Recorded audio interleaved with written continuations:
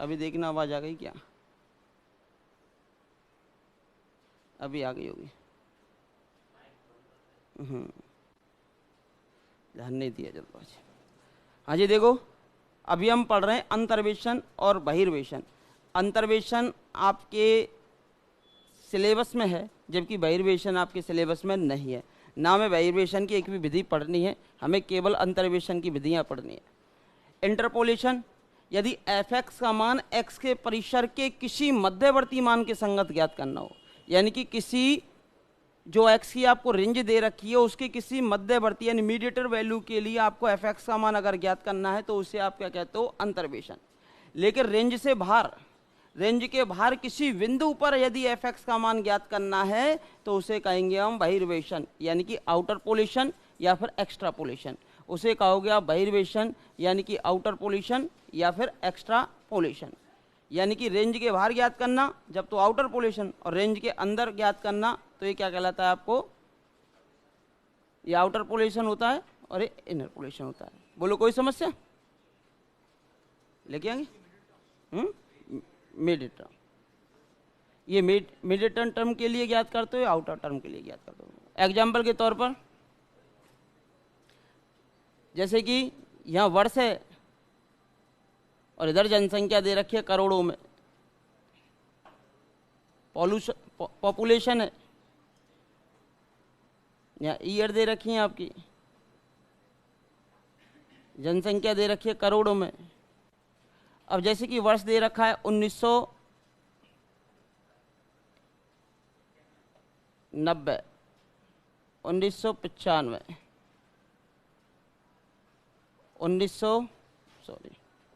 2000 लिख लेते, 2000,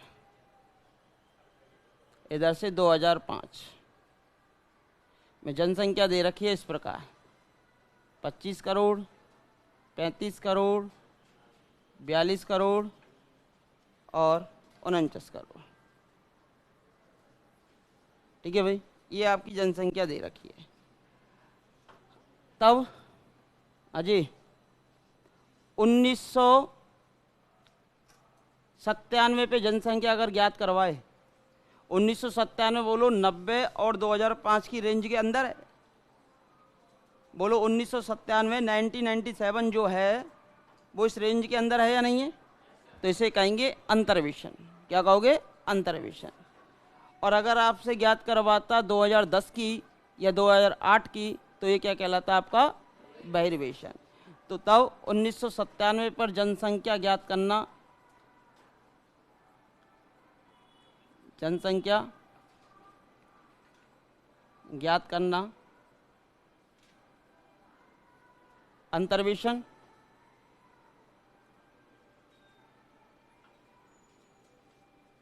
तथा 2008 पर जनसंख्या ज्ञात करना बहिर्वेशन। 2008 पर जनसंख्या ज्ञात करना बहिर्वेशन कहलाता है।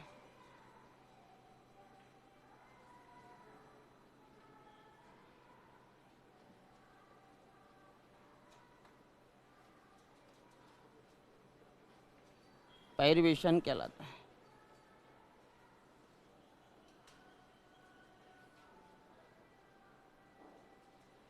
हमने क्या कहा? 1997 पर अगर आपको पॉपुलेशन ज्ञात करनी है तब इस केस के अंदर ये कहलाएगा इंटरपोलेशन, और 2008 पे 2008 पे करनी है तो ये कहलाएगा आपका क्या? बहिर्वेशन। इस रेंज से बाहर निकल गए तो आउटर पोलेशन, और रेंज के अंदर ही किसी एक्स की वैल्यू के संगत एफ एक्स का मान अगर आपको ज्ञात करना है तो उसे कहोगे आप इंटरपोलेशन। क्या कहोगे? इंटरपोलेशन। और हमारे सिलेबस में जो दे रखा है ना वो इंटरपोलेशन ही है, ना कि बहिर्वेशन। हमारे जो सिलेबस में दे रखा है वो है इंटरपोलेशन।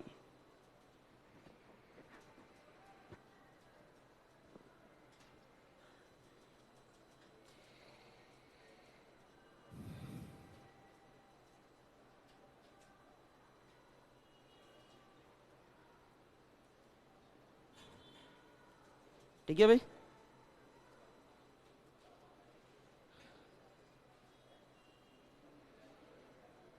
लिख लिया?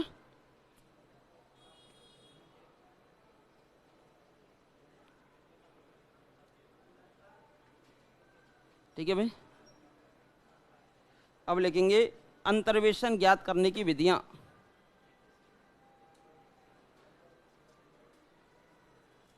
ये लिख लो पहले एग्जाम्पल।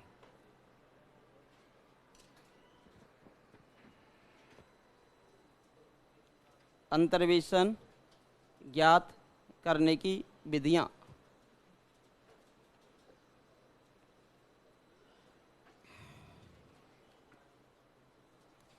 अंतर्वेशन ज्ञात करने की विधियां। अंतर्वेशन ज्ञात करने की विधियां, एडिंग डालेंगे। Method to finding interpolation. अंतर्वेशन ज्ञात करने की विधियां, मेथड्स, ठीक है। और इनमें से हमारे पास जो इम्पोर्टेंट विधि होगी वो होगी हमारे पास परिमित अंतरकलन के प्रयोग की विधि, जो कि आपके सिलेबस में दे रखी है। ठीक है भाई, ये लिख लिया ना सभी ने? शॉर्ट में लिखाएंगे। हाँ जी, लिख लिया। परिमित अंतरकलन के प्रयोग की विधि आपके सिलेबस में है। देखो, अंतर्वेशन ज्ञात करने की विधियां।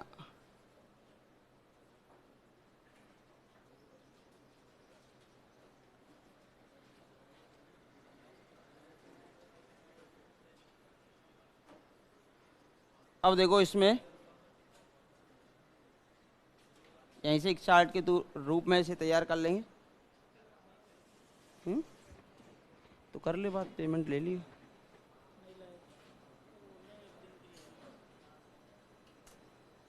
भेज दे। अंतर्वेशन ज्ञात करने की विधियां, मेथड टू फाइंडिंग इंटरपोलेशंस। अंतर्वेशन ज्ञात करने की क्या विधियां? अब देखो, इसमें सबसे पहला है ग्राफिकल विधि।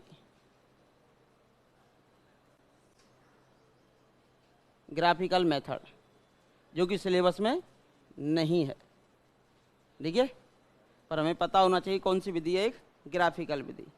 दूसरी है वक्र आसंजन विधि। वक्र आसंजन विधि। Curve fitting method. Curve fitting method.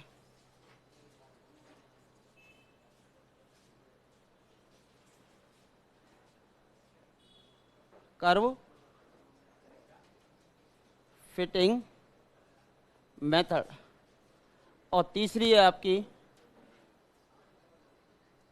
परिमित अंतरकलन। परिमित अंतरकलन। परिमित अंतरकलन, फाइनाइट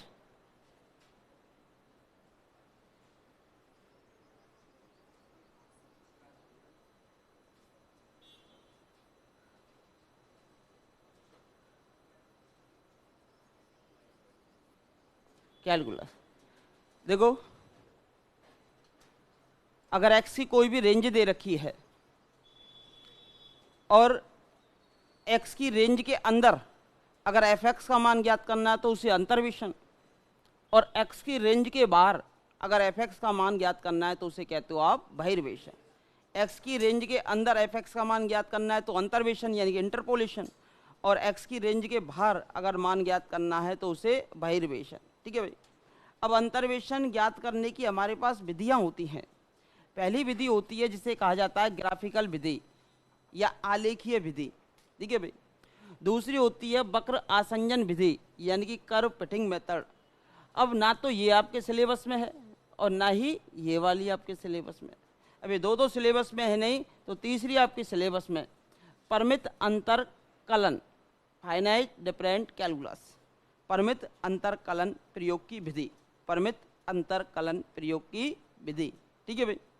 अब इसको अगर हम चाहें तो डिस्ट्रीब्यूट कर सकते हैं और दो तीन प्रकार से परिमित अंतरकलन के प्रयोग की विधि को। अब यहाँ से अगर हम इस विधि को लेकर चलें इसको फिर से चाहो तो आप डिस्ट्रीब्यूट कर सकते हो,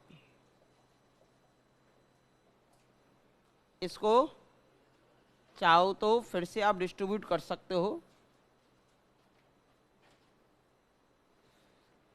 इसे करेंगे, एक तो हम कर लेंगे परिमित अंतराल के लिए, दो में ही कर लेते हैं।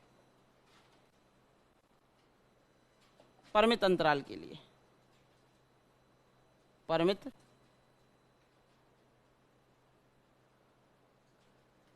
अंतराल के लिए, परिमित अंतराल तो है ये, समान अंतराल के लिए,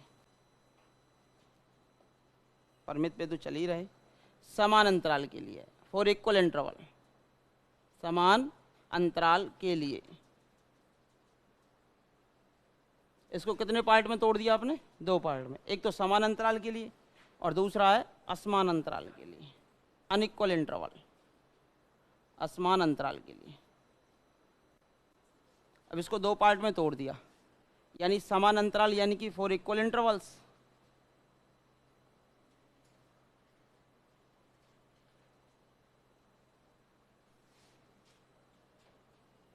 और ये अनइक्वल इंटरवल्स, ठीक है।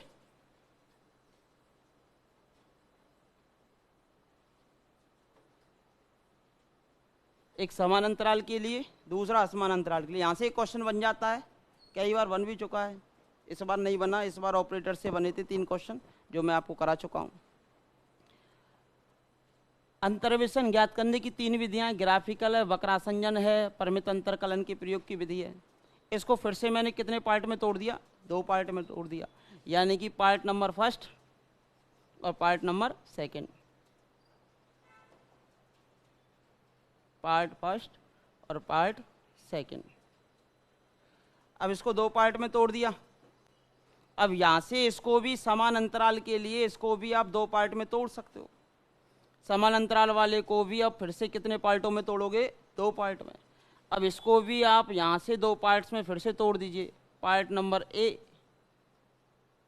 और एक पार्ट नंबर बी। समान अंतराल वाले को फिर से आपने कितने पार्ट में तोड़ दिया?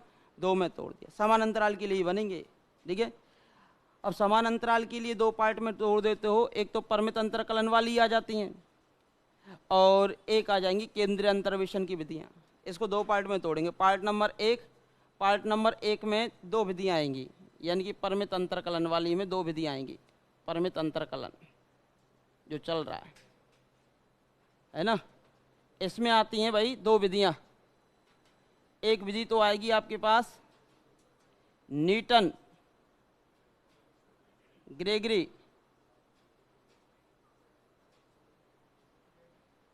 अग्र अंतर्वेशन सूत्र, न्यूटन ग्रेगरी अग्र अंतर्वेशन सूत्र।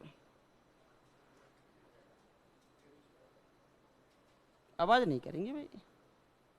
अंतर्वेशन सूत्र यानी कि Newton Gregory forward interpolation formula, forward interpolation formula, Newton Gregory forward interpolation formula.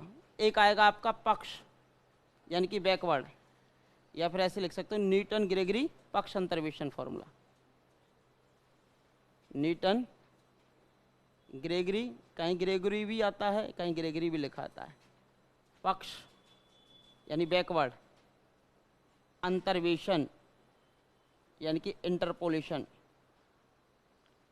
वो डिवाइडेशन नहीं पूछेगा आपसे, वो तो हम याद करने की दृष्टि से आपको टेबल बना के बता रहे हैं, क्यों आसानी रहेगी कि कौन से फॉर्मूले से कौन सा फॉर्मूला बना है और कौन से फॉर्मूले में कौन से संकारक का उपयोग होगा, कौन से ऑपरेटर का उपयोग होगा।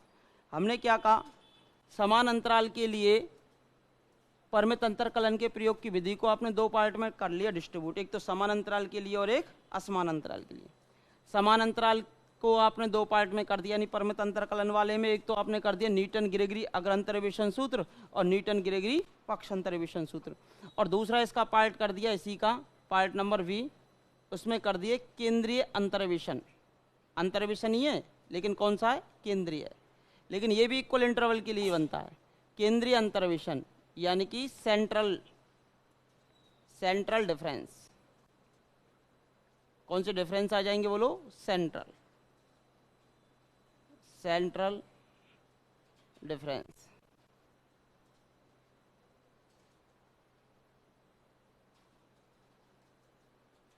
विधि यानी methods, central difference methods.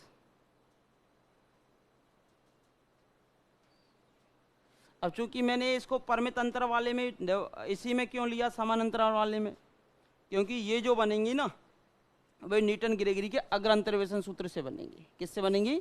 Newton Gregory के अग्र अंतर्वेशन सूत्र से बनेगी। अब इस वाले में इसके फिर हम 3 पार्ट कर देते हैं।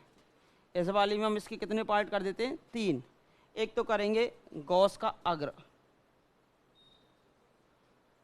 गॉस का अग्र अंतर्वेशन सूत्र, Gauss forward interpolation formula, Gauss अग्र अंतर्वेशन सूत्र, गॉस का अग्र अंतर्वेशन सूत्र। फिर पढ़ेंगे आप यहाँ पर गॉस का पक्ष अंतर्वेशन सूत्र, गॉस का पक्ष, पक्ष यानी कि बैकवर्ड, इंटरपोलेशन, नाम को पढ़ो, अंतर्वेशन लिखा हुआ सब जगह पे, क्या लिखा हुआ है? अंतर्वेशन। और आपके सिलेबस में केवल और केवल क्या है? अंतर्वेशन, ना कि बहिर्वेशन। फिर गॉस का अग्र हो गया, गॉस का पक्ष हो गया, फिर आ जाता है आपका स्टर्लिंग, और लास्ट और आखिरी आ जाता है बेसल। आप सुनो एक चीज और मैं बता देता हूं आपको। स्टर्लिंग पिछली बार मैंने एक क्वेश्चन कराया था, दोनों पे क्वेश्चन आया था, स्टर्लिंग सूत्र और एक आएगा बेसल सूत्र, चौथा।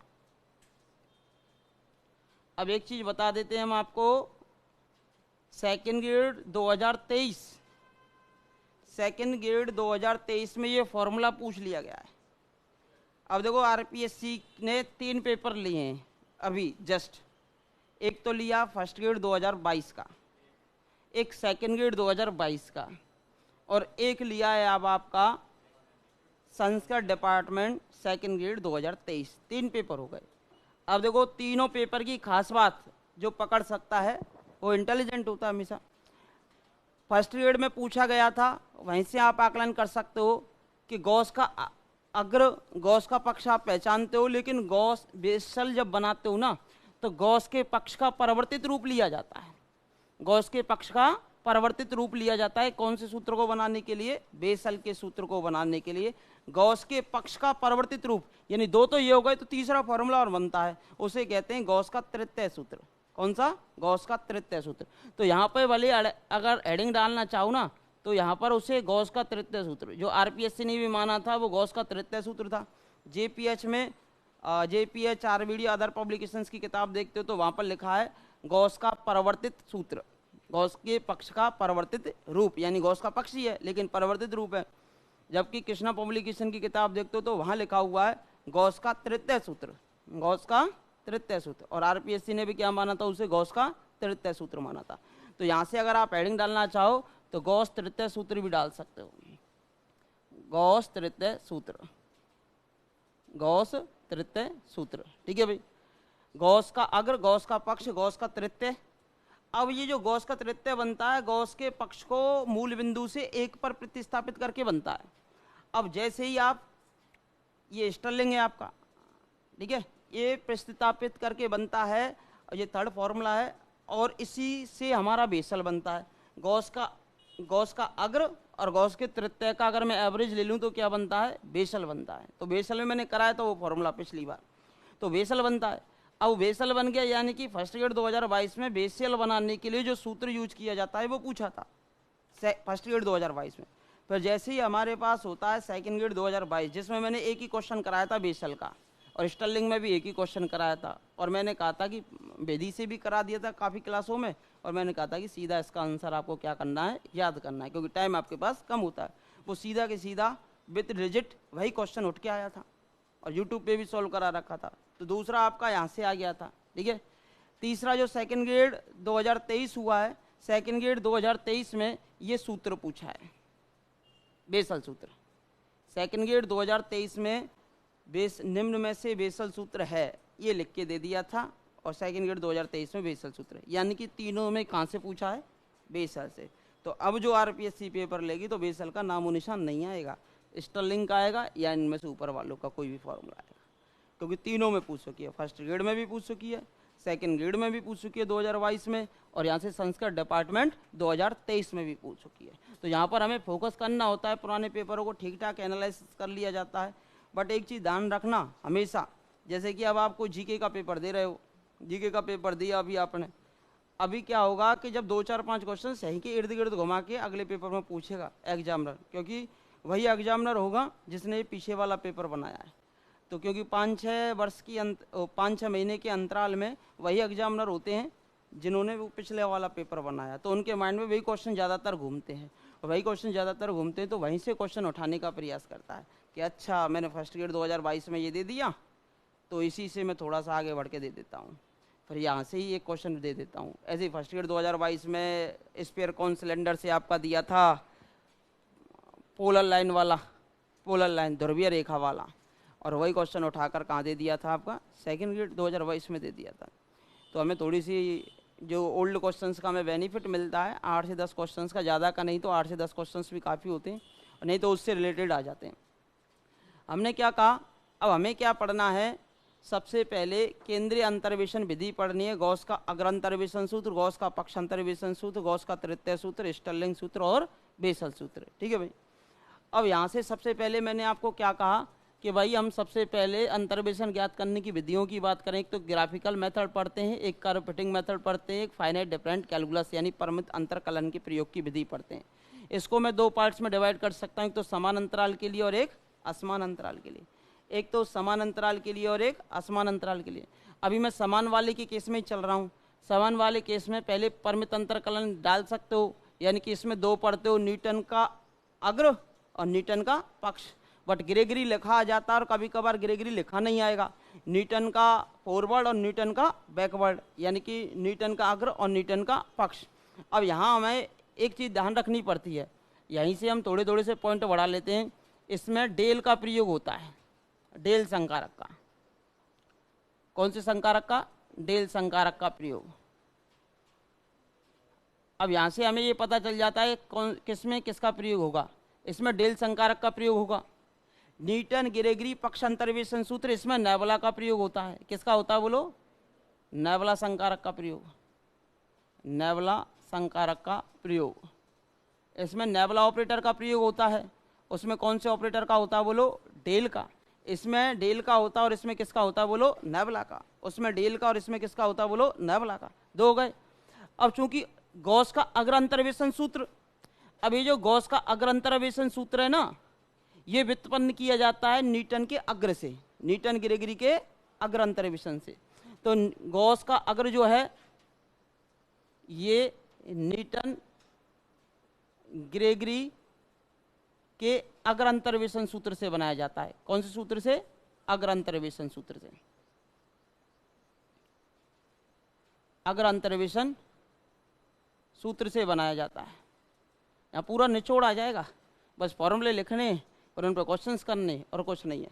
न्यूटन ग्रेगरी के अग्र अंतर्वेशन सूत्र से क्या बनाया जाएगा? सूत्र से बनाया जाता है। अब इसके सूत्र से बनाया जा रहा है, ठीक है भाई। अब मुझे बताओ, न्यूटन ग्रेगरी के अग्र अंतर्वेशन सूत्र से आपने इसको बनाया है, इस फॉर्मूले को किससे बनाया है? Newton Gregory forward interpolation formula. अब मुझे बताओ, हाँ भाई, न्यूटन ग्रेगरी अग्र अंतर्वेशन सूत्र में कौन से संकारक का उपयोग हो रहा है? डेल का। तो इसमें भी किसका उपयोग होगा? डेल का होगा।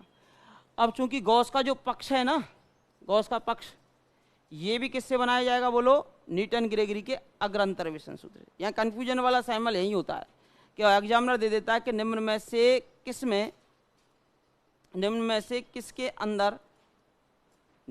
किसके अंदर नेबुला संकारक का उपयोग नहीं होता है।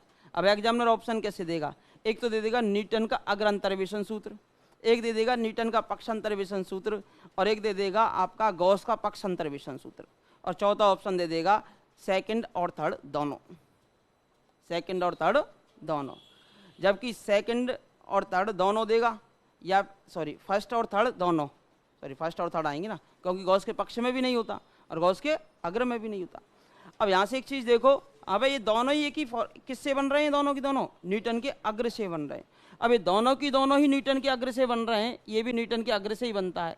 जब ये दोनों की दोनों न्यूटन के अग्र से बन रहे हैं तो इस केस में इन दोनों में कौन से ऑपरेटर का उपयोग होगा? डेल का। अब इसमें जो गॉस का तृतीय सूत्र बनता है, जो इस बार पूछा गया था फर्स्ट ग्रेड 2022 में, इसमें पूछा गया था फर्स्ट ग्रेड 2022 में, ये जो पूछा गया था ना, ये पूछा गया था फर्स्ट ग्रेड 2022, फर्स्ट ग्रेड 2022, तृतीय नाम दे दिया था उन्होंने। वैसे से गॉस के पक्ष का परिवर्तित रूप कहते हैं। किससे बनेगा ये? गॉस के पक्ष से। किससे बनेगा? गॉस के पक्ष से। तो ये गॉस का पक्ष है, गॉस के पक्ष में 0 को 1 पर स्थानांतरित कर बनता है, यानी मूल बिंदु को स्थानांतरित कर बनता है, ट्रांसफर कर देते हैं मूल बिंदु को, ऑरिजिन को।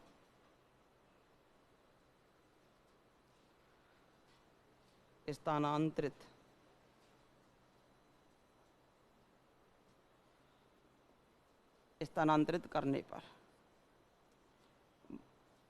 अभी तो इस बार फॉर्मूला पूछा है, इस बार पूछ सकता है कि भाई गॉस का तृतीय सूत्र कैसे बनता है, कि भाई मूल बिंदु को 1 पर स्थानांतरित करके बनता है। किसको किस पर?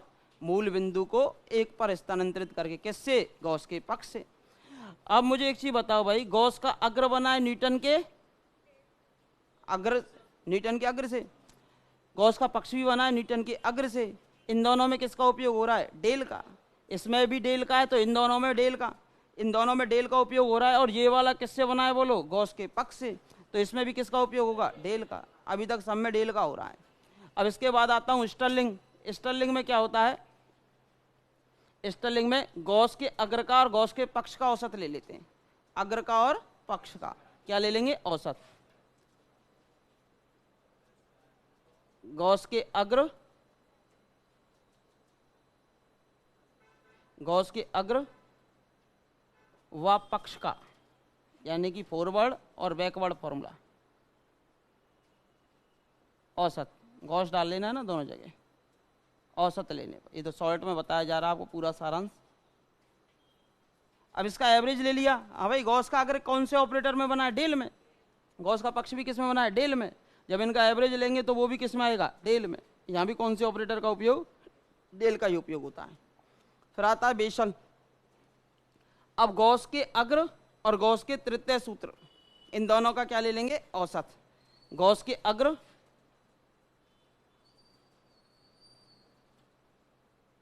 गॉस का अग्र व गॉस का तृतीय सूत्र, थर्ड फॉर्मूला, गॉस का तृतीय सूत्र, गॉस का अग्र व गॉस का तृतीय सूत्र का औसत। एवरेज ले लेंगे यहां से भी, औसत लेने पर, औसत लेने पर। बोलो यहां पर कौन से ऑपरेटर का होगा? ये भी डेल में बनता है, ये भी डेल में बनता है, डेल में ही होगा। तो यहां से एक चीज पता चली कि जो 5 फॉर्मूले लिखे, गॉस का अग्र, गॉस का पक्ष, गॉस का तृतीय सूत्र, स्टर्लिंग और बेसल, इन सभी की सभी में किसका उपयोग होगा बोलो? डेल का प्रयोग होगा। तो इन सभी में डेल संकारक का प्रयोग,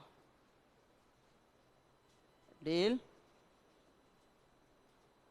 संकारक का प्रयोग।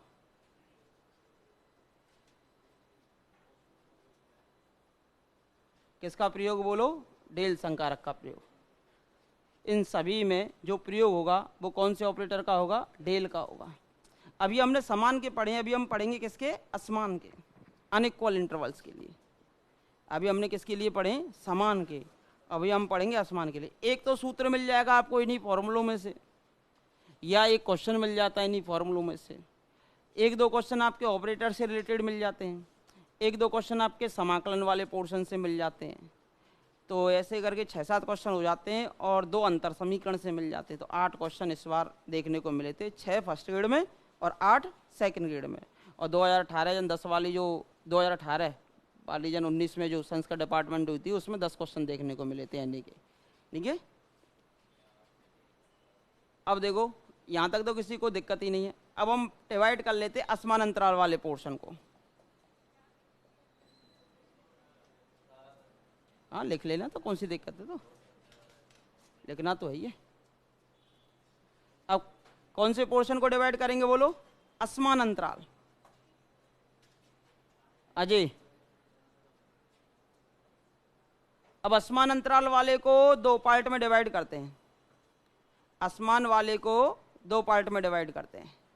जो असमान अंतराल वाला है, यहाँ बैठ जाओ, आगे बैठ जाओ, यहाँ आ जाओ, इस पे आ जाओ, यहाँ बैठ जाओ, कौन सी दिक्कत?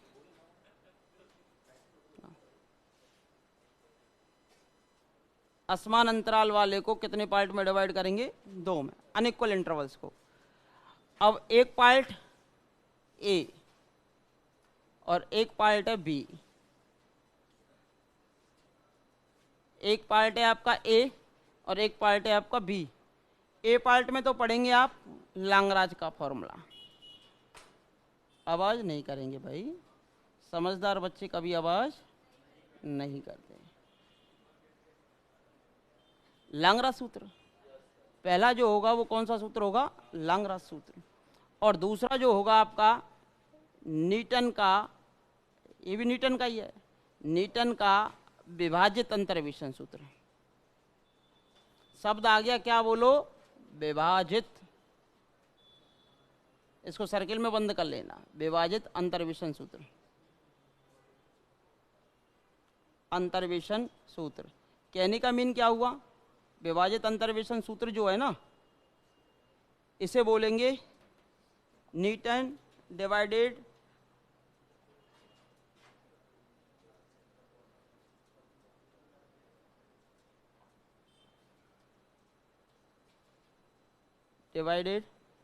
इंटरपोलेशन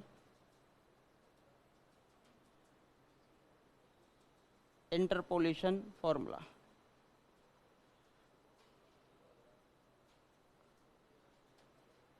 ठीक है भाई, Newton divided difference interpolation formula असमान अंतराल के लिए। हाँ भाई, इसकी खास बात, इन दोनों फॉर्मूलों की कोई खास बात, इस वाले फॉर्मूले की तो खास बात है, इसमें कोई भी संकारक प्रयोग नहीं होता है। इसकी सबसे बड़ी खास बात क्या है? इसमें कोई भी संकारक प्रयोग नहीं होता है। ये सेकंड ग्रेड 2010 में पूछा हुआ क्वेश्चन था।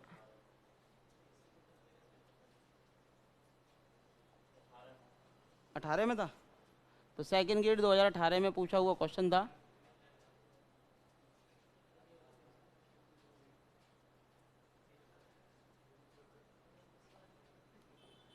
क्या लिखा हुआ है इसमें? कोई संकारक प्रयुक्त नहीं, कोई संकारक प्रयुक्त नहीं।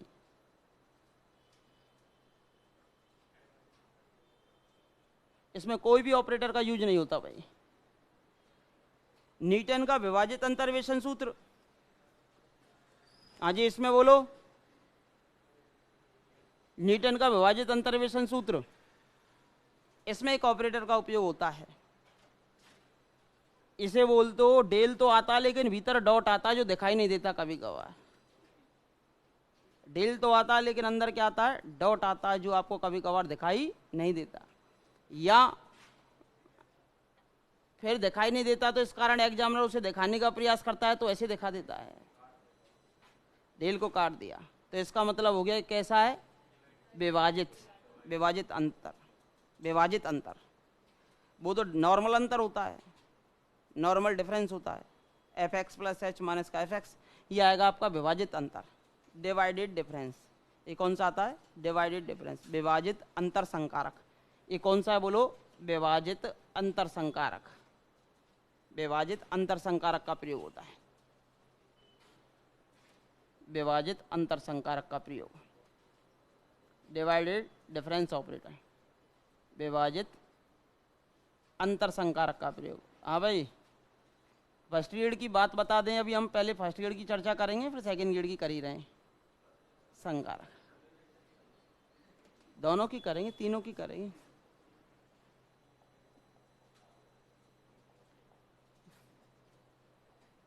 कर तो हर प्रकार की चर्चा लेंगे। देखो भाई, यहां से दो खास बातें, इसमें डेल डॉट या क्रॉस वाला सिंबल आ जाता है डेल का, इसे विभाजित अंतर संकारक यानी कि डिवाइडेड डिफरेंस ऑपरेटर कहते हैं, डिवाइडेड डिफरेंस ऑपरेटर कहते हैं।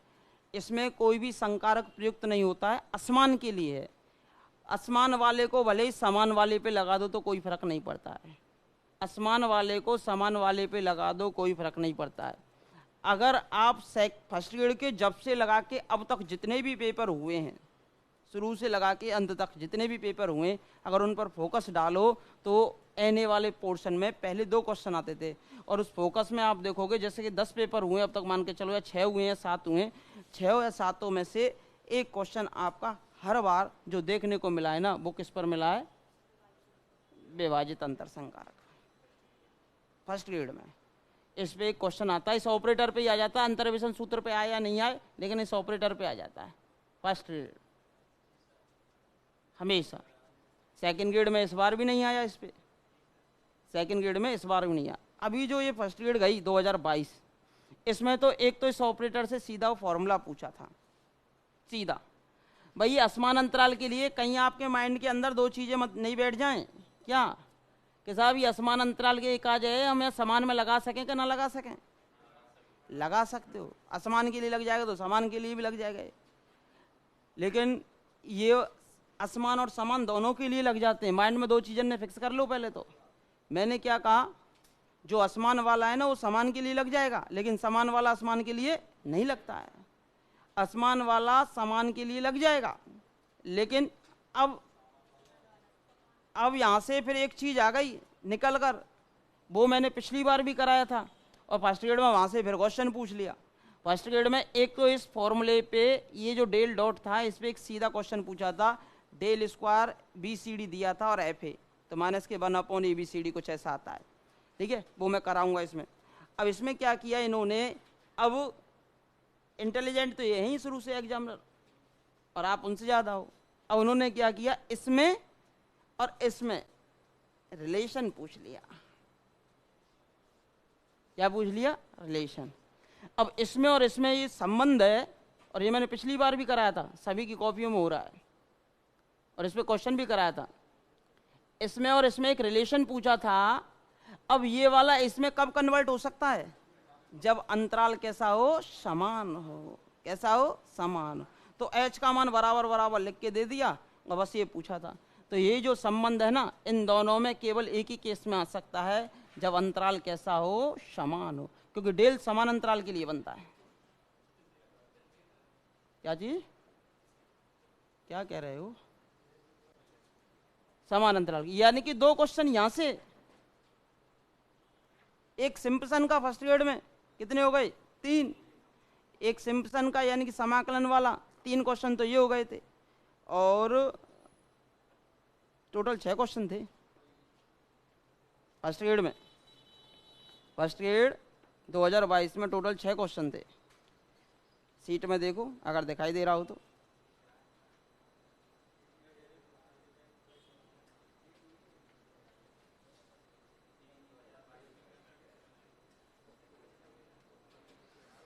एक तो सिंपसन का था, एक देखो 106 दे रखा है ना, देखो 106 को अगर देखना चाहते हो तो x1 माइनस एक्स नॉट बराबर 1/2, x2 माइनस x1 और x3 माइनस x2, तो सभी का अंतराल की जो चौड़ाई है वो कैसी दे दी? समान दे दी।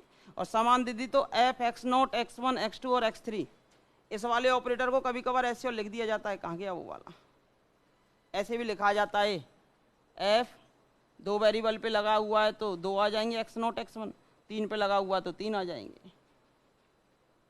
ऐसे वो तो खैर बाद की चर्चा है, इसे तो अभी मत लिखो, भले अभी तो वही लिख लो, है ना। तो ये वाला पूछा था, ये अंतर समीकरण का इसी का हो गया, एक पुनरावृत्ति विधि। और देखो ये फिर आ गया विभाजित अंतर वाला फॉर्मूला, 108 नंबर का क्वेश्चन। फिर 109 आ गया गॉस का तृतीय सूत्र। फिर ये डेल 10, ये मैंने कराया ही आपको, ये ऑपरेटर से था, ऑपरेटर का ये नॉर्मल क्वेश्चन था 110। फिर इसके बाद 108 की अगर हम चर्चा करें तो ये भी ऑपरेटर से था 2। तीसरा समान अंतराल के लिए ये भी ऑपरेटर से था 3, और 3 ही ऑपरेटर से फर्स्ट ग्रेड में और 3 ही ऑपरेटर से सेकंड ग्रेड में आए थे क्वेश्चन।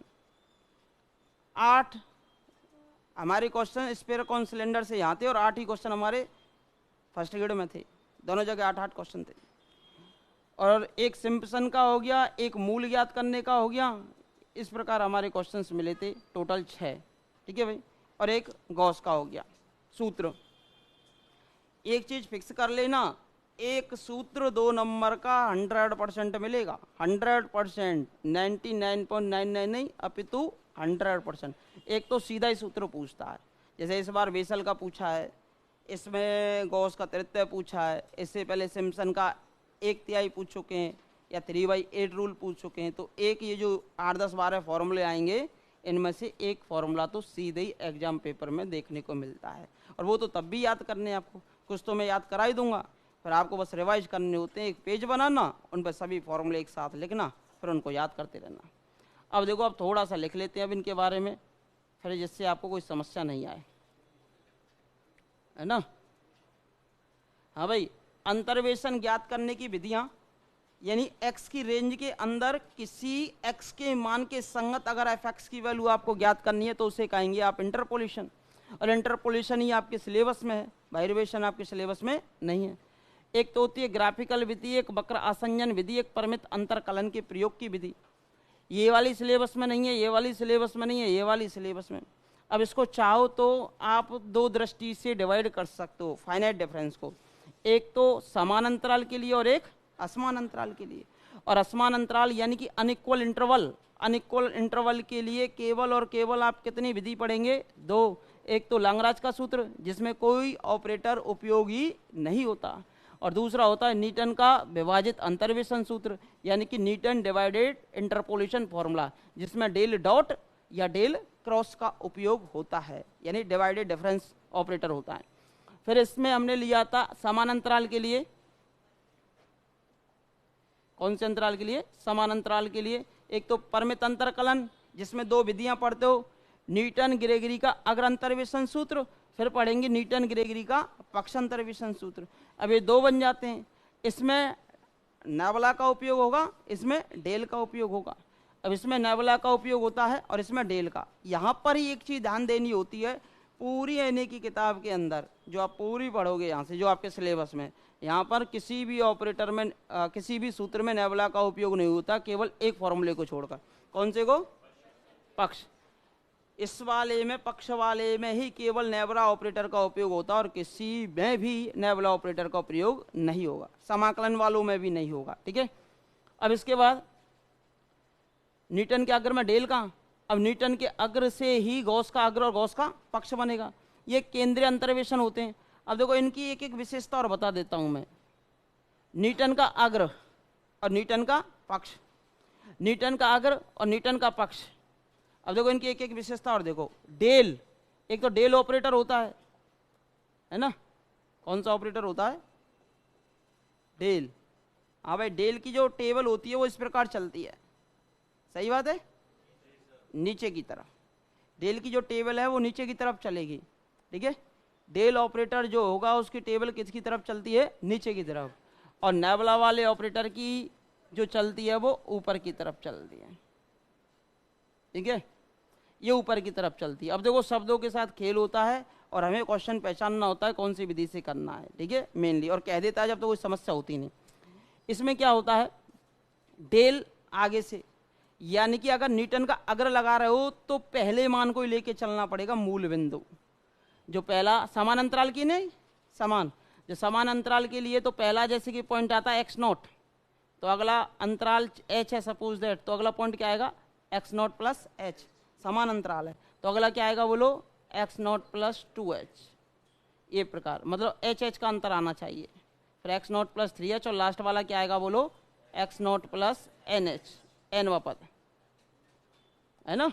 सब में केवल और केवल किसका अंतर आएगा? h का। जब न्यूटन का अग्र फॉर्मूला लगाओगे तो मूल बिंदु को लिया जाएगा, शुरुआत वाले को, पहले को।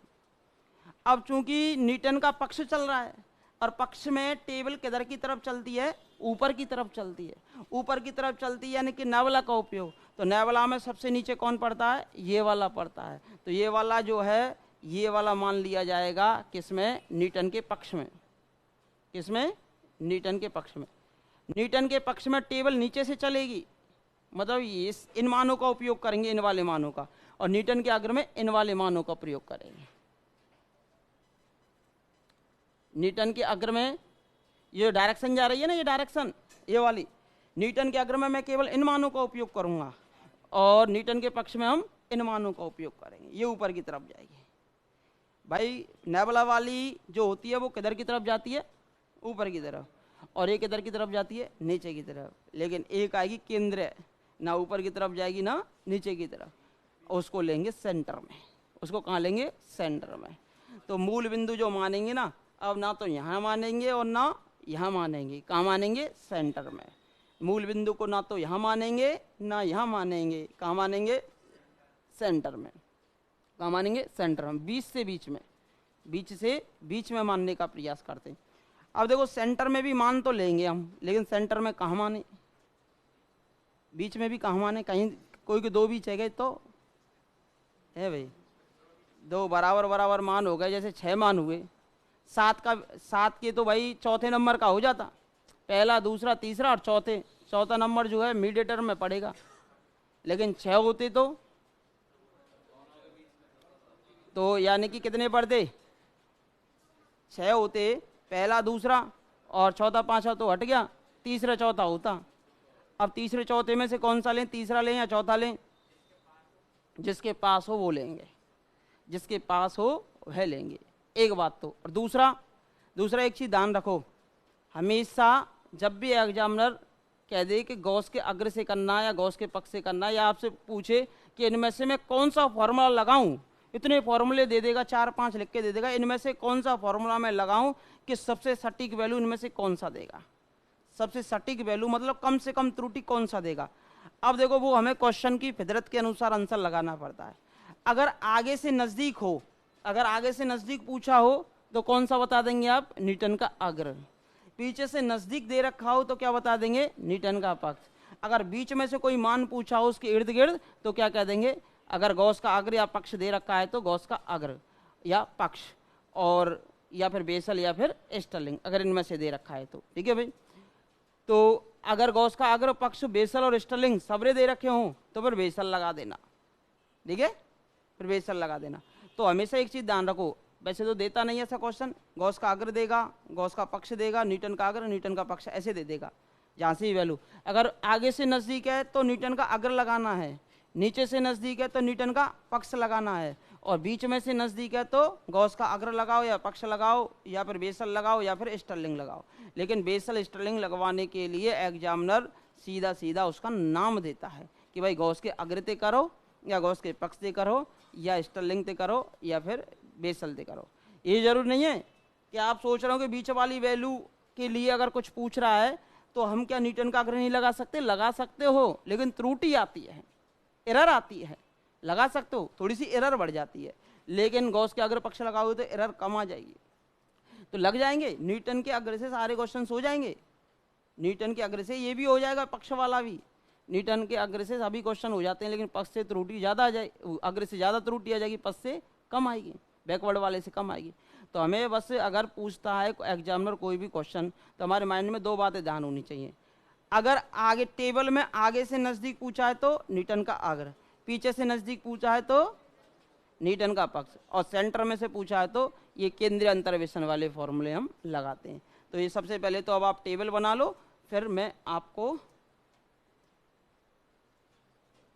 इसमें देखो, एक में नेबुला का, इनमें सब में डेल का, क्योंकि डेल से बने, और इनमें सब में किसका उपयोग है? बोलो, डेल का। गॉस का तृतीय सूत्र था, मूल बिंदु को एक पे स्थानांतरित करने पर। ये किसमें आया? बोलो, फर्स्ट ग्रेड 2022। बेसल सूत्र आया सेकंड ग्रेड 2022 और 23। सेकंड ग्रेड 2022 और 23। सुनो, एक चीज और बता देता हूं मैं आपको, जब मैं समाकलन वाला पढ़ाऊंगा ना, इसी में समाकलन का एक सूत्र बनता है, न्यूटन का क्षेत्रकलन सूत्र, क्वाड्रेचर फॉर्मूला ऑफ न्यूटन। अब नाम में ही छुपा हुआ है, वो भी किससे बनेगा? न्यूटन के अग्र से बनेगा। वो भी किससे बनेगा? न्यूटन के अग्र से ही बनेगा। अब न्यूटन के अग्र से जो फॉर्मूला बनेगा उसमें मैं n का मान 1 रख दूंगा तो वो ट्रेपीजॉइडल, n का मान 2 रख दूंगा तो सिम्पसन 1/3, n का मान 3 रख देंगे तो सिम्पसन 3/8, और n का मान 6 रख देते हैं तो बेडले। तो कहने का मतलब क्या हुआ, वे समाकलन के सूत्र भी हम किससे बनाएंगे, न्यूटन के अग्र अंतर्वेशन सूत्र से बनाएंगे। न्यूटन के अग्र अंतर्वेशन सूत्र से बनाओगे आप क्षेत्रकलन सूत्र यानी कि क्वाड्रेचर फॉर्मूला। उस क्वाड्रेचर फॉर्मूले के अंदर n का मान 1 2 3 और 4 जैसे ही आप रिप्लेस करेंगे तो आपके पास क्या आने लग जाएंगे, ट्रेपीजोइडल नियम, सिम्पसन 1/3, सिम्पसन 3/8 और बेडले के नियम। वो भी हमारे किससे बनेंगे, न्यूटन के अग्र से बनेंगे। अब न्यूटन के अग्र से बनेंगे तो वहां भी कौन सा ऑपरेटर आ जाएगा क्षेत्रकलन सूत्र में, डेल। कौन सा आ जाता है, डेल ही आ जाता है। नेबला केवल एक ही जगह उपयोग होगा और सब जगह किसका उपयोग कर रहे हो आप, डेल का उपयोग कर रहे हो। तो ये टेबल आप बना लीजिए अगर बनाना जानते हैं तो, और नहीं जानते हैं तो कोई समस्या है ही नहीं। हाँ जी, बड़ा करें इसको, कहाँ से उतारे, क्या कह रहे हो, कहाँ से करे स्टार्ट, छोरा हो छोरा, कहाँ करेगा आगे चल के।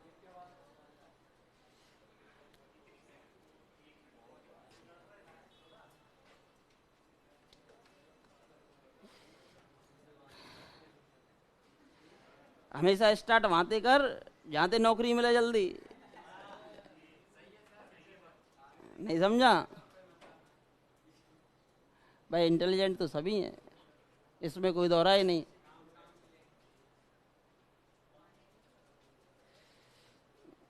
कभी पास्ट में या प्रेजेंट में या आने वाले फ्यूचर में आपने अपने आप को इंटेलिजेंट समझा है क्या भाई? आपने कभी, आपका जो पास्ट गुजर गया, कभी अपने आप को इंटेलिजेंट समझा है क्या? जो निकल गया आपका पास्ट, उसमें कभी आपने अपने आप को इंटेलिजेंट समझा है क्या? और आप समझते हो क्या? तो जब तक सिलेक्शन भी नहीं होगा भाई इंटेलिजेंट तो समझना ही पड़ेगा, सिलेक्शन कैसे लेंगे? इंटेलिजेंट समझेंगे जब, इंटेलिजेंट ऐसे समझा नहीं जाएगा, जब दूसरों से कंपैरिजन करोगे जब इंटेलिजेंसी आएगी। है भूलने भूलने से लग जाते हैं, वो तो है ही है, जिंदगी का नियम है भाई, रिवाइजेशन तो मांगता ही है। अब उम्र हो जाती है एक बच्चे की 24-25 साल, एक नई एज होती है 17-18 वर्ष के समथिंग, वहाँ उनका माइंड बहुत शार्प गति से काम करता है। यहाँ थोड़ा सा माइंड हल्का सा धीमा तो हो ही जाता है। अभी नया है तो फिर भूल क्यों रहा है?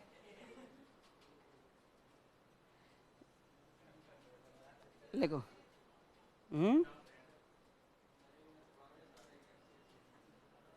वो अभ्यास का काम है। 8 वर्ष हो गए हमें पढ़ाते हुए, 8 वर्ष तो ग्रेजुएशन को पढ़ाते पढ़ाते हुए, ग्रेजुएशन पोस्ट ग्रेजुएशन को।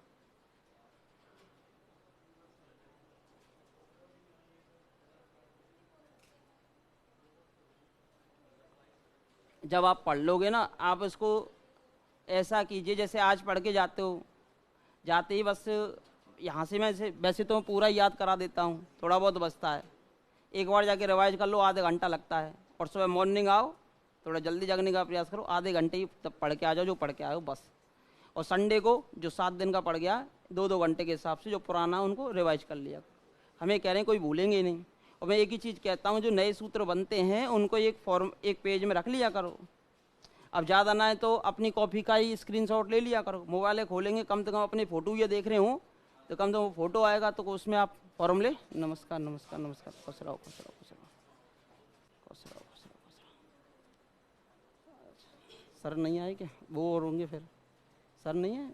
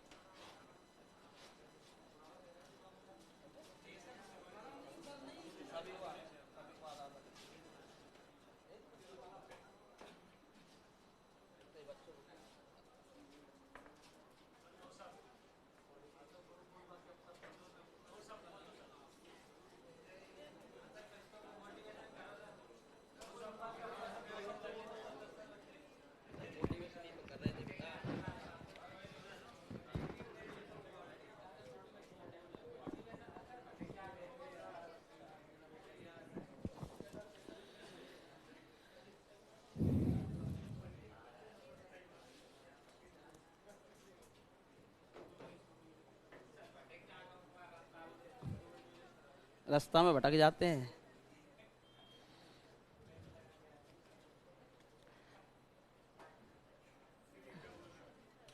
देखो भाई, अगर जिंदगी में सफलता प्राप्त करनी है तो संघर्ष तो कठिन ही करना पड़ता है। उस कठिन संघर्ष को चाहे तो आप आज कर लीजिए या आने वाले भविष्य में कीजिए, वो आप पे डिपेंड करता है। अब ऐसा होगा, सही समय पर सही डायरेक्शन में सही चुनाव हो जाए, समय रहते हुए सही समय पे सही चुनाव हो जाए, वो भी समय रहते हुए, तो उसकी सी तो होड़ नहीं होती। अब आने वाला जो भविष्य है, हम ये चाहते हैं कि अगर ये वैकेंसी समय से कंप्लीट होती हैं तो आने वाले भविष्य में भी आप एक गुरु की भूमिका निभाओ, और आने वाली गुरु पूर्णिमा पर हम भी आपका इसी प्रकार क्या करें, स्वागत करें। हम यही आशा करते हैं सभी का। ठीक है भाई, लगना है सभी को, ऐसा नहीं कोई एक आध मन में बैठा हो कि नहीं मुझे नहीं लगना, सभी को लगना है। 1% भी माइंड के अंदर नेगेटिवनेस नहीं आनी चाहिए, और हमेशा एक ही चीज़ सोचो, पॉजिटिव माइंड के साथ चलो, अपने आप को इंटेलिजेंट मानो। इंटेलिजेंट तब मान पाओगे अपने आप को जब आप पढ़ना स्टार्ट कर दोगे। जब तक आप कितना भी प्रयास कर लो, इंटेलिजेंट बनने का नहीं हो पाओगे। तो कंटिन्यूस पढ़ो, रिवाइजेशन मांगता है मैथ तो आप जानते हो, और ज़िंदगी में 3 ही नियम अप्लाई करके चलो। शुरुआत से कहता आ रहा हूँ और आज भी, ताड़ नायक के 3 नियम एक विद्यार्थी के लिए, वो शिक्षार्थी पे भी लागू होते हैं। ठीक है भाई, उनको आप थोड़ा सा लागू करके चलेंगे और कंटिन्यूस स्टडी करेंगे। ठीक है, लिखते रहो, अपना काम जारी रखो। अजय लिख लिया, लिख लो आराम से।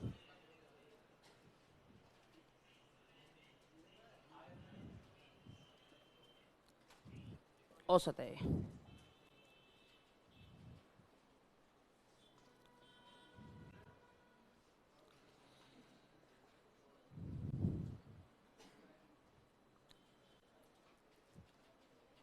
गॉस का आग्रह है ना, बस मिट कैसे गए वर्ड्स।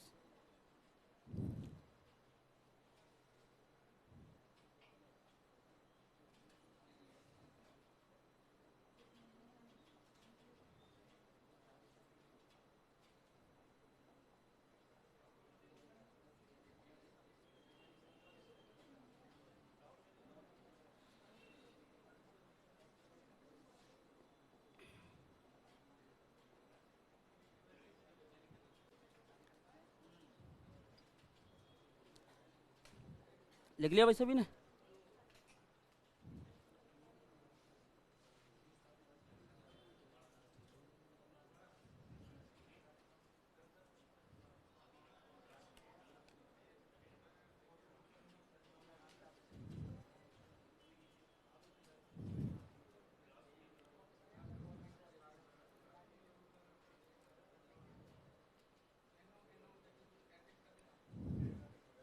हो गया भाई?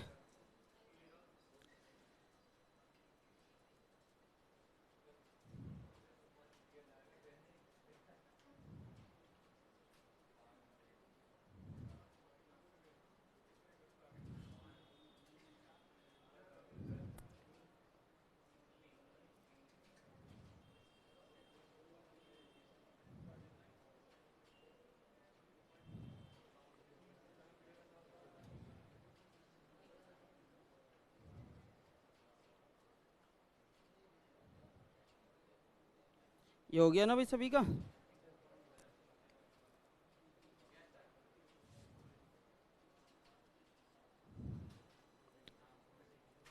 इधर की साइड से लिख लिया सभी ने? ये तो हो गया था, है ना।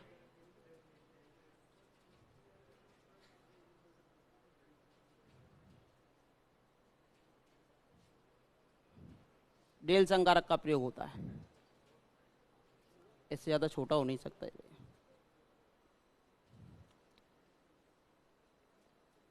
कुछ नहीं है तो ऑपरेटर ही। एक क्वेश्चन यहाँ से देखने को मिल जाएगा आपको 100%।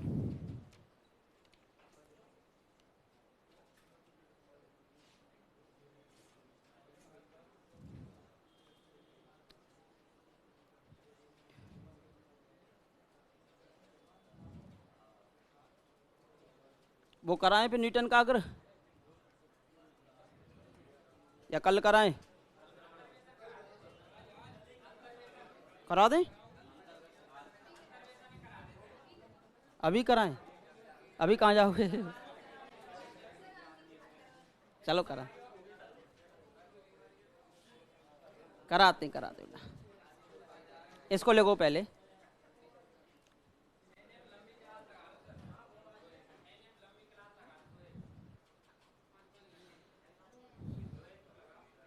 दो लंबी में सबरी कहीं नहीं खत्म हो जाएगी। आराम आराम से पढ़ो, कोई दिक्कत नहीं है, जल्दबाजी नहीं है अभी। बट यही है कि गलत नहीं होना चाहिए। जल्दबाजी में कोई टॉपिक रह जाए, बाय द वे एक क्वेश्चन भी इधर उधर होता है तो फिर दिक्कत रहेगी। इसे लिख लो सभी, है ना।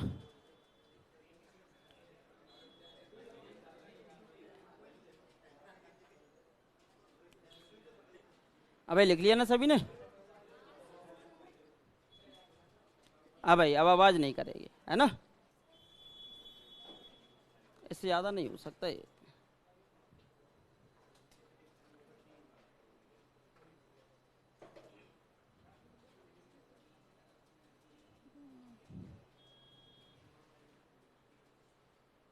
हो गया,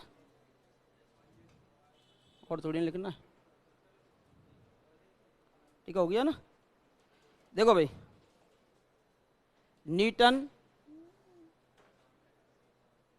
ग्रेगरी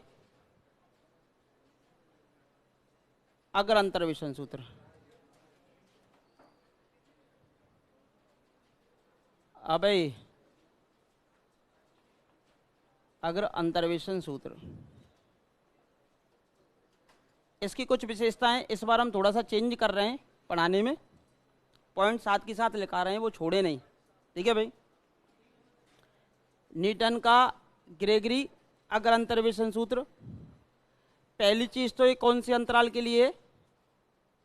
समान अंतराल के लिए, इक्वल इंटरवल के लिए।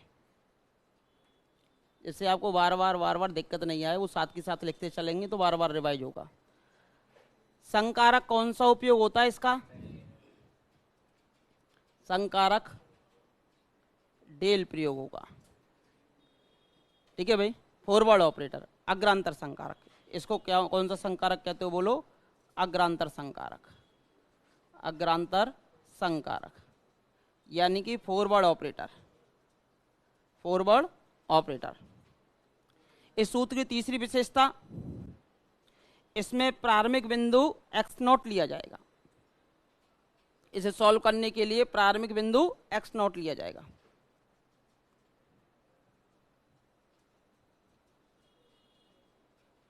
कुछ भी आ सकता है ना। प्रारंभिक बिंदु जो भी है x0, x0 बराबर a ले लो या कुछ भी ले लो।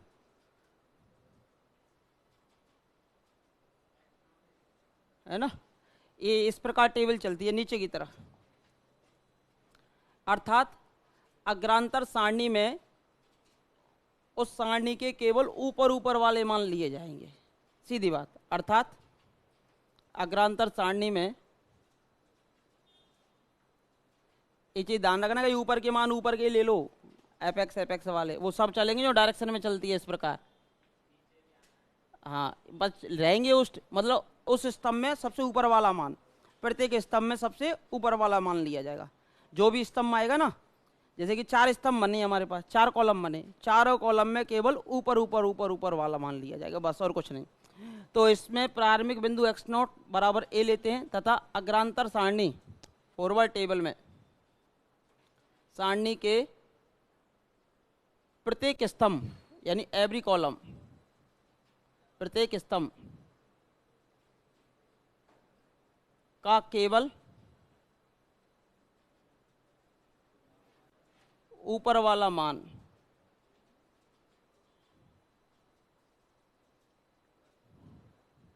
लिया जाता है। केवल और केवल ऊपर ही ऊपर वाला मान लेंगे। सीट में लिखा हुआ है बट सीट में क्या है, सूत्र वगैरह सब कुछ दे रखे हैं, वो समझाते हैं केवल, बट इस बार हमने थोड़ा सा तरीका चेंज नहीं कर रहे हैं इसको। अब आ जाएगा सूत्र सबसे लास्ट। जब भी टेबल बनाओगे ना तो केवल ऊपर ऊपर वाले मान चाहिए मुझे टेबल के, और कोई मान नहीं चाहिए। टेबल का कौन सा मान चाहिए, केवल ऊपर, पहले कॉलम का ऊपर, दूसरे कॉलम का भी ऊपर वाला मान, तीसरे कॉलम का भी ऊपर वाला मान, लास्ट वाले कॉलम का भी ऊपर वाला मान। और हमारे पास फॉर्मूला सीधा सीधा होता ही है और सूत्र लगा देते हैं। तो देखो, माना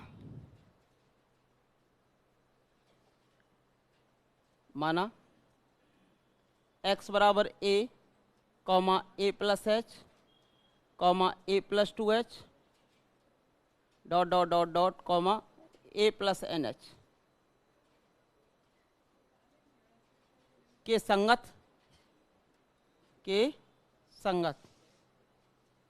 fx के मान,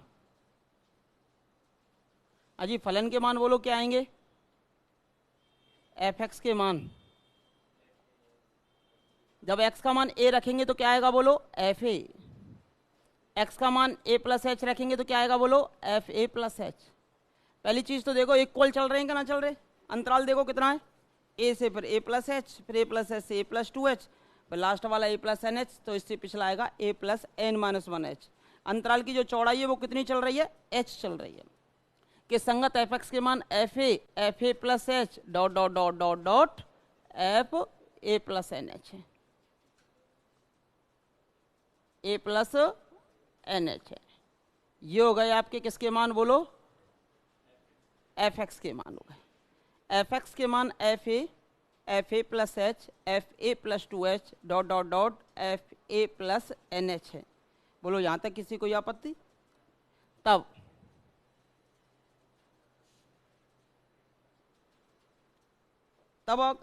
तब हमें इस क्वेश्चन को सॉल्व करना हो और हमें fx का मान निकालना हो, तब fx बराबर, हाँ भाई, कहाँ से स्टार्ट हुआ है, प्रारंभिक मान क्या है बोलो। अब सब कुछ जो निकलेगा वो a पर ही निकलेगा, क्योंकि प्रत्येक कॉलम में a ऊपर आएगा, del fa, del square fa, del cube fa, सब कहाँ आएंगे, ऊपर आएंगे। तो जो कुछ निकलेगा बस पहले कॉलम से निकलेगा। तो fa plus x minus a del fa upon factorial 1, क्या हुआ, ठीक है,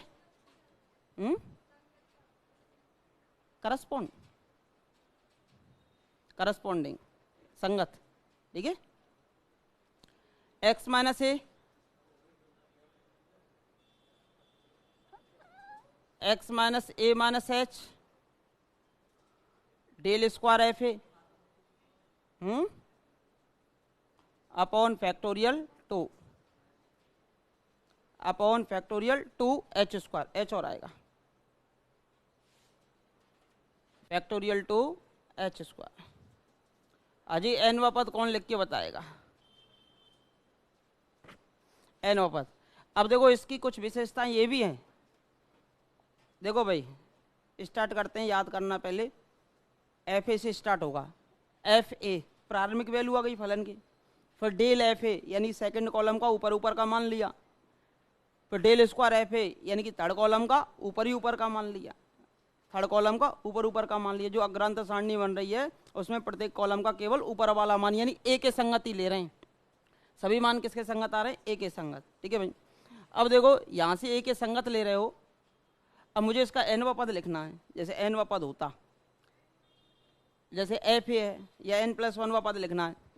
जैसे कि यहाँ पर डेल आया है, एक ए घटा है, नीचे फैक्ट एच और फैक्टोरियल 1। अब जैसे ही यहाँ पर डेल स्क्वायर आया तो एक एच घटा है, डेल स्क्वायर आया तो 1h घटा है, डेल क्यू आता तो कितने h घटते, 2h। और विशेषता ये है कि पहले x माइनस ए था, अब हो गया x minus a minus H और बढ़ गया, यानी कि ये 2 मल्टीपल में बढ़ते हुए जा रहे हैं। और कहाँ से स्टार्ट हुआ है, x माइनस ए से।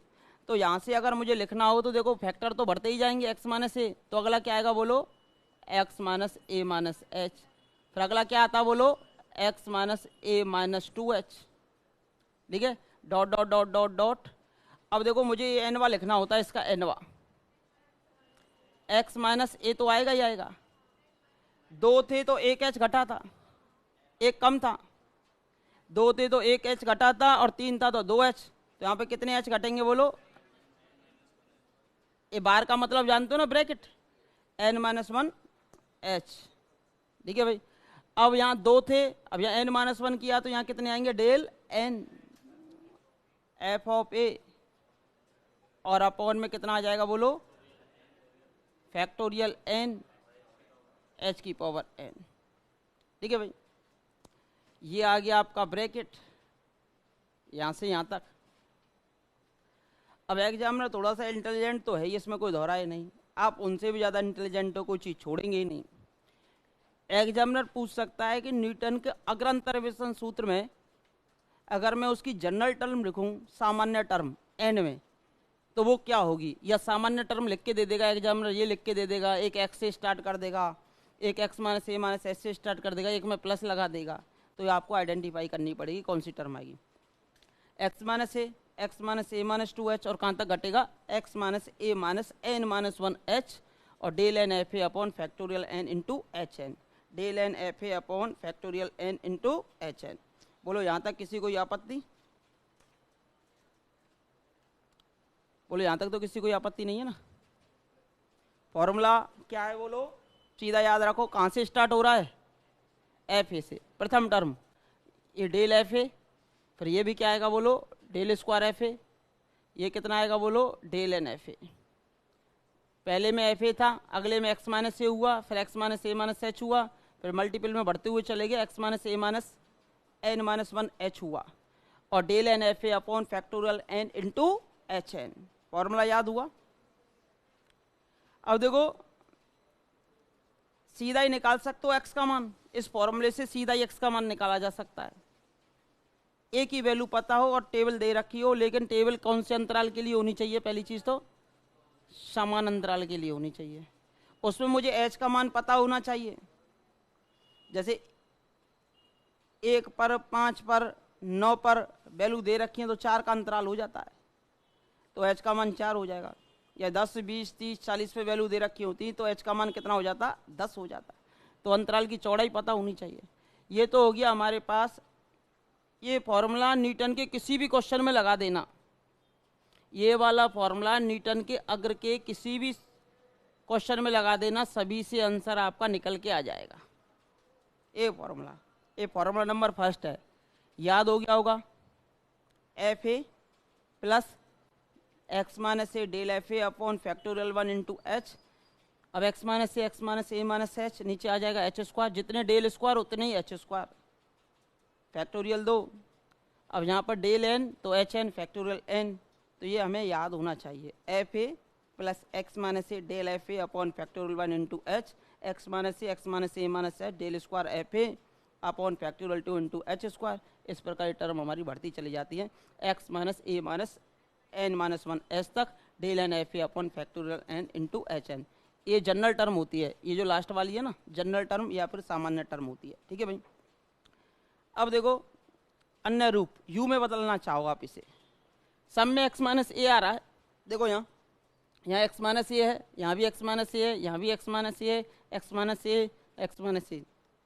एक्स माइनस ए को एक नया वेरिएबल मान लूँ और नीचे आपका एच चल ही रहा है, या एक्स बराबर ए प्लस यू एच मान लो, एक्स बराबर ए प्लस यू एच मान लो, तो यू में परिवर्तित कर लो। ठीक है भाई, या फिर ये जो है ना ये वाली टर्म, ये जो दिखाई दे रही है आपको, ये वाली जो दिखाई दे रही है आपको, ये वाली एक्स माइनस ए अपॉन एच, ये सब में आएगा, एक्स माइनस ए अपॉन एच इसमें भी, एक्स माइनस ए अपॉन एच इसमें भी, सब में आ रहा है। तो x माइनस ए अपॉन एच को मैं एक नया वेरिएबल मान लेता हूँ u। क्या मान लेते हो? u। तो इस क्वेश्चन को आप u में बदल सकते हो। इस क्वेश्चन को किस में? u में बदल के शॉर्ट तरीके से सॉल्व कर सकते हो। तो x minus a minus H को हम क्या मान लेते हैं? u। ये तो प्रथम रूप हो गया, इसको दे दीजिए समीकरण नंबर 1। दूसरा रूप लिखेंगे, सेकंड रूप, दूसरा रूप, सेकंड फॉर्म।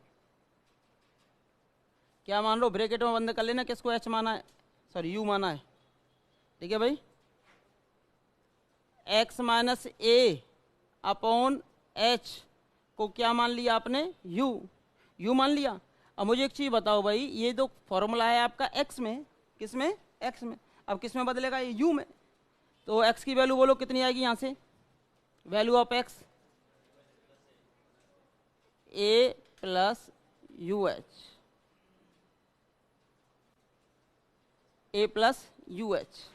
ठीक है, मान 1 में रख दो, मान 1 में रखने पर, अगर आप रखना जानते हैं तो, और नहीं रखना जानते हैं तो रखना सीखिए।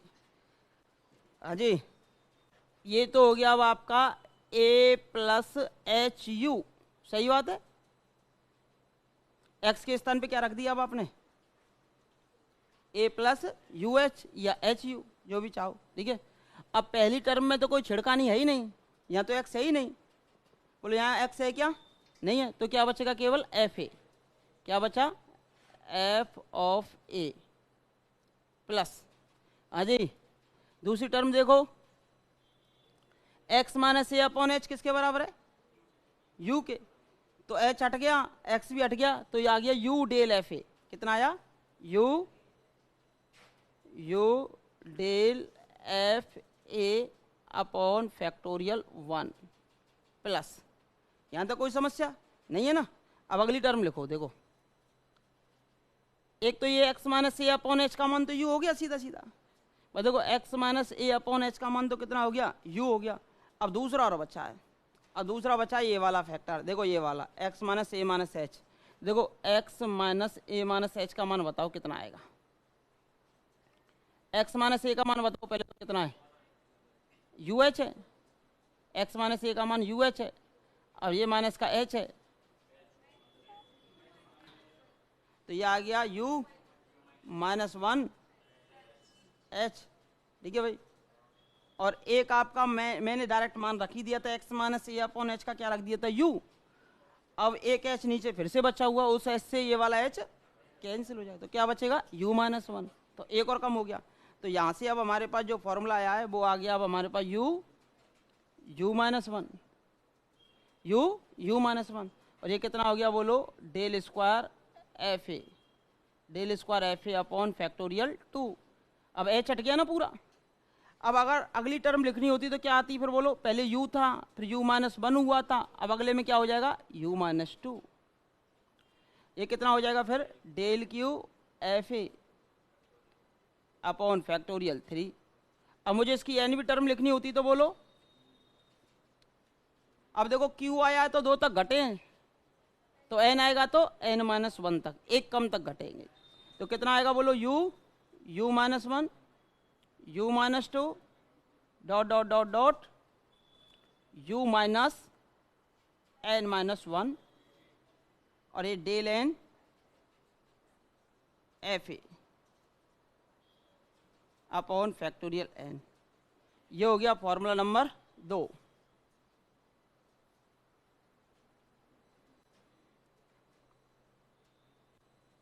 बोलो, इसको व्युत्पन्न करने में किसी को कोई आपत्ति? किसी को कोई आपत्ति हो तो वो बोलो। याद भी हो गया होगा, ये आसान है याद रखना। a plus U H F A u del F A upon factorial h का झंझट खत्म हो गया। U minus 1 del square f A upon factorial 2, u minus 1 u minus 2 del cube f A upon factorial 3 plus dot dot dot dot you minus n minus 1 del n f A upon factorial n। हाँ भाई, क्रमगुणित फलन पढ़ाया है मैंने, factorial notation याद आ रहा है कुछ? यदि h का मान 1 हो, जैसे कि u की पावर क्रमगुणित 2 को खोलना होता, खुलता u माइनस 1, एक कम तक खुलता है। u की पावर क्रमगुणित 4 को खोलना होता u minus one, u minus two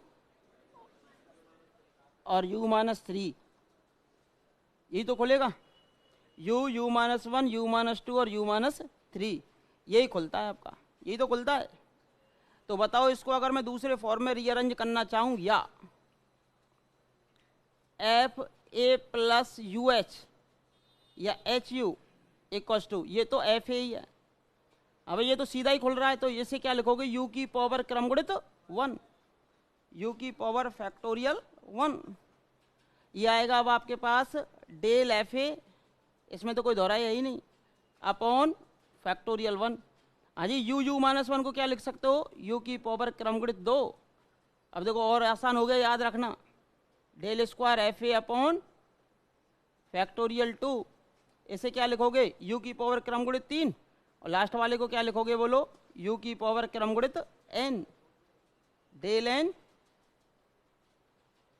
F A upon factorial n। बोलो कोई समस्या?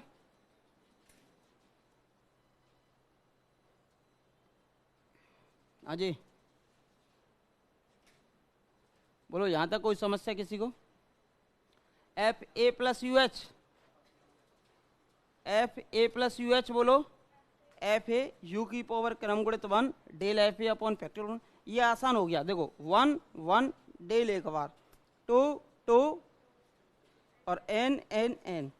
यू को जानते हो, यू की पावर क्रमगुणित वन यू होता है, यू की पावर क्रमगुणित दो यू माइनस वन होता है, यू की पावर क्रमगुणित N U minus one, U minus two dot dot dot you minus N minus one होता है। ये आपको पता ही है, तो ये और भी आसान रहा याद करना, ये सीधा ही आपको याद करना और भी आसान रहा। ये सीधा ही अगर आपको याद करना हो तो ये और भी आसान हो जाएगा। अब देखो एक पर्टिकुलर केस लिख लेते हैं, विशेष केस लगा दूं, कल लिखेंगे।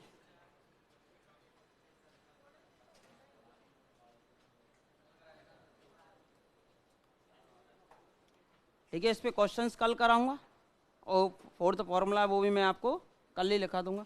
अब ये सूत्र जो हैं तीन हैं, या तो इन्हें नजरन में छाप लो या पेज में लिख लो और जेब में रख लो, जब तक याद ना हो जब तक उनको देखते रहो। और कल जब आप आओगे तो मैं पूछूंगा कौन सा लगाऊं, तो आपको जो उचित लगे वो आपको लगाना है, जो भी इजी लगे ना वो फॉर्मूला आपको लगाना है। ठीक है भाई।